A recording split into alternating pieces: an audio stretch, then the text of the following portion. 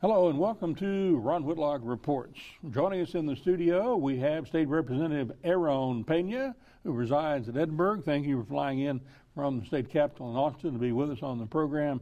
Aaron, got a lot of things we're going to talk about, and primarily we're going to talk about Craddick D's keeping an open mind on Speaker's race. That's the headline on the story from the Rio Grande Guardian. You can go to ronwhitlock.com and direct you directly to that Guardian story. So even as the things were melting down for Speaker Craddick and he was losing the Craddick D's, what were you and Ryan and the others, those 10 members of the Democrat Party who had been part of the Craddick team, so to speak, had been rewarded with good positions on chairmanships and vice chairmanships and so forth, what were y'all doing at that point in time? You had to have been kind of chewing on your fingernails because Speaker Craddick would not have been happy knowing he was losing your support. Well, you know, the good thing about being bipartisan, being able to work with various sides of the aisle, is that we knew exactly what was going on. Representative Guillen and the rest of the delegation from the border, Keno Flores and others. Everybody has very good relationships on both sides. And so we were literally talking with both competitors in the Speaker's race. So we knew exactly where the votes were. We waited until an opportune moment, and we had already had back-channel communications with both sides, and we're watching to see, quite frankly, who was the likely choice, the consensus choice of the whole body. There was talk of various other candidates running. We talked to them as well. In the end, when it comes down to you've got to make a choice. So what was the determining factor that caused the Craddick D's, the three from South Texas, Keno Flores, yourself, and Ryan Guillen, who had been rewarded with plum appointments by Speaker Craddick, what was the deciding moment where you said, we really got to pledge for Joe Straus, who's going to be the next speaker? Joe Straus is a good friend to most of us. He's from San Antonio. He's 49 years old. When he came in as a freshman, remember he came in after us, we started gathering with him because he's from San Antonio. We wanted to include him as a South Texan in the legislative delegation. And so we went to dinner on occasion. We became good friends. We had talks with him. It wasn't a stretch to go with him when you had to abandon the loyalty you had to Speaker Craddick. Well, for some of our members in our little group, they had very close ties with Joe Straus. Ruth Jones McClendon is from San Antonio and had grown up with him for a long time.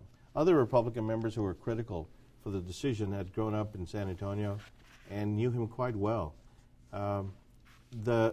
Just like Obama had come in and challenged somebody with a long record of experience in the legislative process, in John McCain, this fresh face overwhelming support by the party.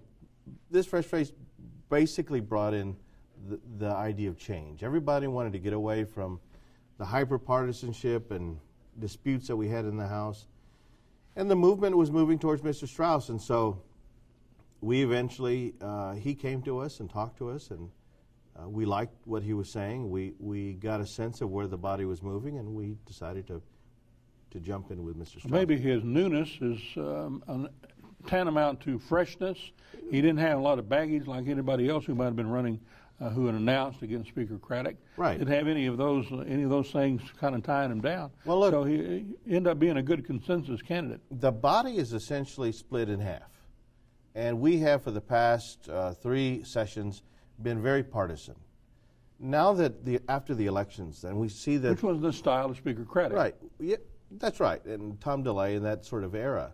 The body had moved on. They wanted to begin to address the issues of the state. Start working together in a bipartisan manner. And Joe Straus is the epitome of that effort. And so eventually it was a surprise to him, a surprise to me, a surprise to everyone. I think the South Texas region is going to be well served south of I-10 from El Paso to Houston, south, because he's a resident of that area, doesn't live in West Texas. Without a doubt. Without a doubt.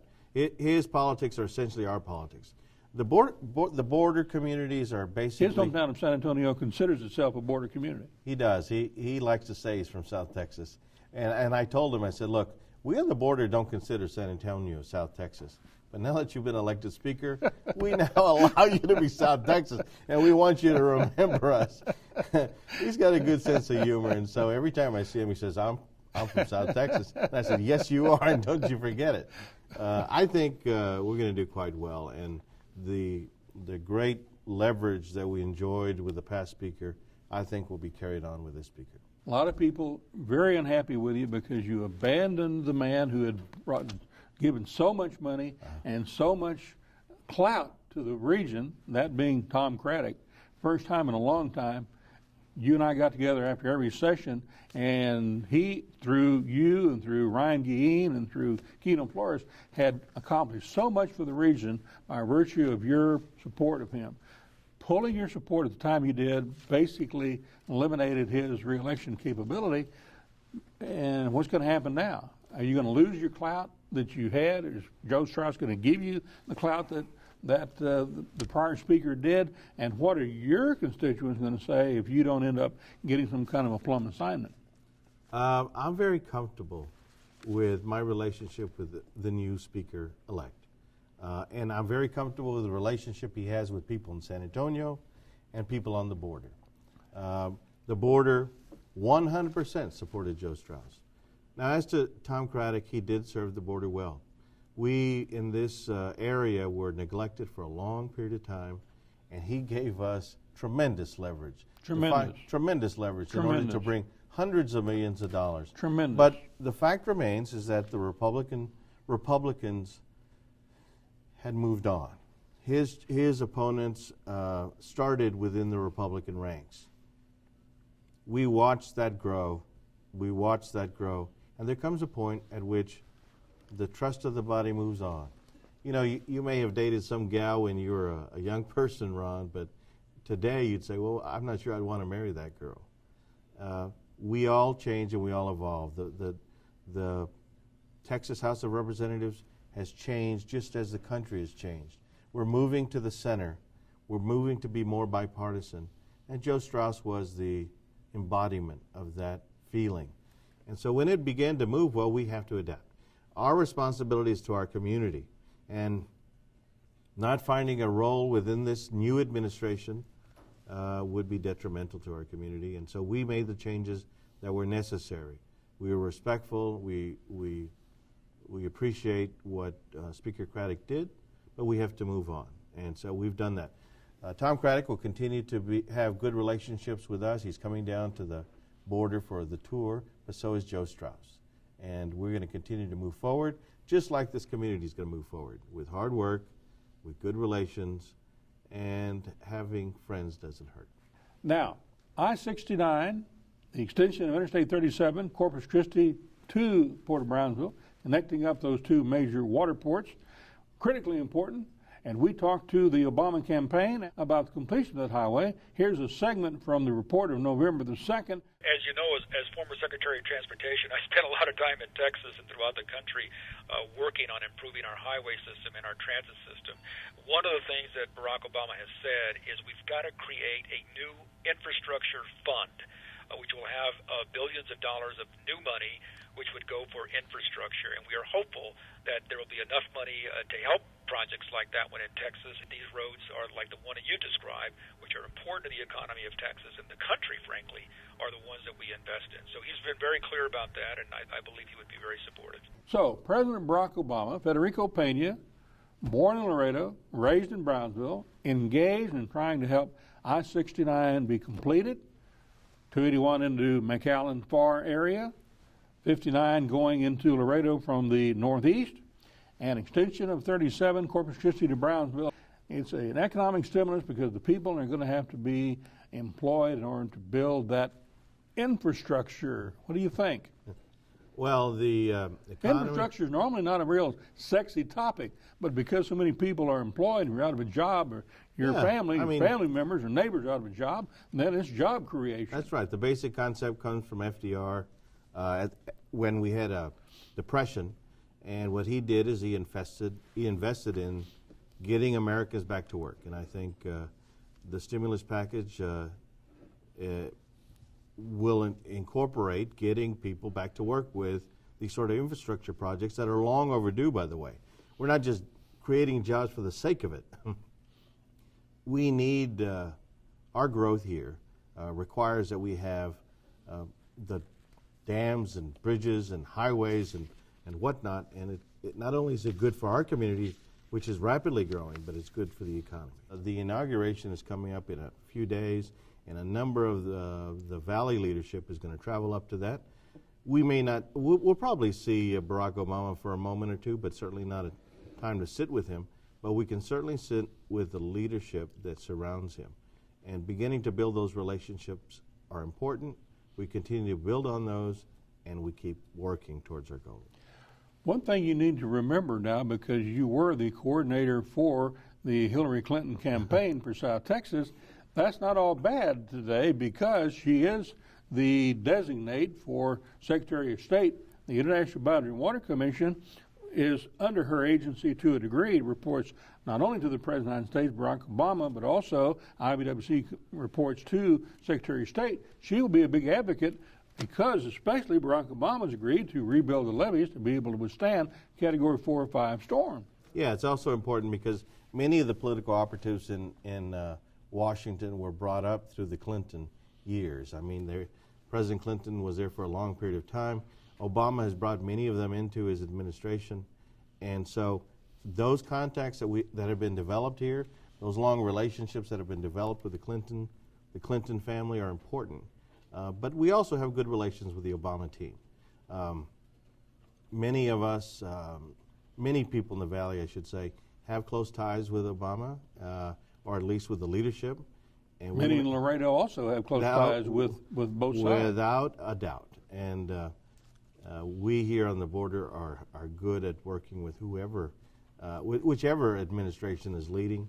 I know that's true in the House of Representatives here in Texas, and we'll continue to do the same. Kind of a necessity, isn't it? It is a necessity. I always tell my children that, they'll say something like, "Daddy, I don't like my teacher." I say, well, that's life. You have to work with the people who are there in authority. And actually, Barack Obama is a breath of fresh air for many of us here in South Texas. Well, he was elected by the people through the internet. That's where all the funding came from. He really the party was for Hillary, and the people through the internet was for Barack Obama, and they elected him. The people wanted to change without a doubt, and Barack Obama got over 70% of most of the border communities, and we want to remind them of that come January inauguration. The hated by most individuals who live along the border in South Texas, the border wall being built by the Bush administration and Michael Chertoff. This reporter asked Barack Obama on satellite, why not take some of those dollars put forth by the U.S. Congress to build that wall? Why not take those dollars and instead build a dam at Laredo, build an improved levee system, which also can impact on the ability of those immigrants to come across the Rio Grande River by virtue of having an improved flood barrier. Here's what Barack Obama told me regarding that question. I think it's very important for us to look at the infrastructure in the region. Levees are going to be absolutely critical, and I think we have to design those levees in a way that they can withstand a Category 4 or 5 storm. They aren't in the kind of shape that they need to be. I think it's also important for us to look at what kinds of natural barriers might be available to deal with some of the storms that could arise, because if we are oftentimes building man-made barriers, but we don't have the natural barriers that have been put in place, then we can be overwhelmed no matter how much we invest. So I think it's important for us to combine environmentally sound approaches with infrastructure improvements. It's something that I would make a top priority. So President Barack Obama, even at that time running for office in Texas in March and November, explained that he seems to be in favor of a virtual wall, and he wants to improve the levees to handle a Category 4 and 5 storm. He's already there. Now there's a $1 trillion stimulus package, more money from Washington, D.C. coming to the border region. This whole race for Speaker involved Joe Straus, and at one point, Joe and I were sitting around, and I said, Joe, you ought to run for Speaker one day. And he reminded me that I told him that You can tell him and it's I his was fault. confronted by my statement, and so, how could I not vote for the guy? So it's important. The job you're doing and the job we're doing here today is important. We need to remind the president-elect that he made a campaign he made pledge a campaign pledge to get a vote. But it's more than that, okay? Barack Obama, from everything I've seen of him and know of him, he's a very intelligent, pragmatic person. I believe he's going to try to rule this country from the center, not from the left and not from the right. These are the things that most people on the border want. We want to take care of ourselves in terms of flood control, and we want to take care of ourselves in terms of security, yes, but it needs to be smart security. And even the governor of this state, a staunch conservative, understands the value of some of the things that you got Barack Obama to commit to. There's no reason for us to be wasteful anymore in this government. Taxpayers deserve a return on their dollar. But if we're going to be wasteful with $1 trillion, send some of it to the border. Oh, yeah, and let's put it in projects that work. And hire really people. work. A lot of people. That's right. Building a dam, building levees, building highways, hires a lot of people. Well, and it's good for Texas, it's good for the country, because we here on the border are basically the 21st century's engine, economic engine for the future. We have to build up our trade relationship with Mexico. And the maquilas are going to save the big three if the big three is going to be saved. Cheaper parts coming out of Mexico. In the world marketplace, we have to be able to compete. And China and India are going to rise, and we need to find a way to do it. The answer is right here on the border. So, you and I, everyone watching the program now, could expect good things for the region of South Texas from El Paso, San Antonio, Houston, or from Laredo, Corpus Christi, south to Brownsville. South Texas is the place to be. Place to be for jobs, especially with that $1 trillion coming from the Obama administration. Oh, hala. You hold on. Oh, hala. Oh, hala. Thank you for joining us. Till next time, adios.